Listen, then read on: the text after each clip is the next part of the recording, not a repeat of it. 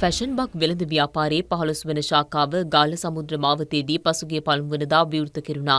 හංසගිරි සමූහ ව්‍යාපාරයේ සභාපති ධම්මික කාර්යවසම් මහතා ඇතුළු පිරිසක් මෙම අවස්ථාවට සහභාගී වුණා.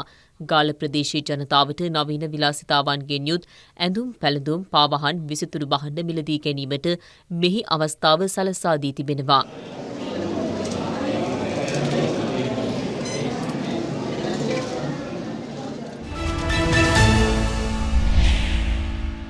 ඩිජිටල් ආර්ථික අමාත්‍යාංශයේ සහ SLT මොබිටෙල් එක්ව AI ඇම්ප්ලිෆයිඩ් තේමාව යටතේ ශ්‍රී ලංකා AI Week 2026 පැවැත්වීමට සැලසුම් කර තිබෙනවා.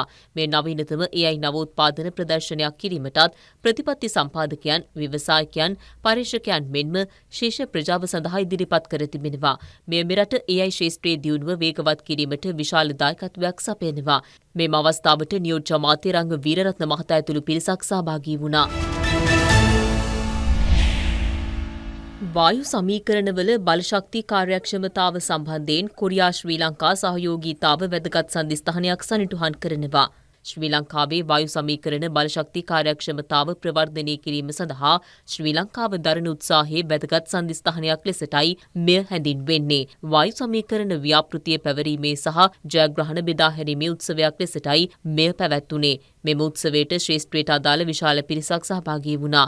එමෙන්ම ව්‍යාපෘතිය සාර්ථකව නිම කිරීම සහ පර්යේෂණාගාර ඇතුළු ව්‍යාපෘති ඉවත්කම් ශ්‍රී ලංකාවට පැවරීම සනිටුහන් කිරීමද මෙහිදී සිදු වුණා.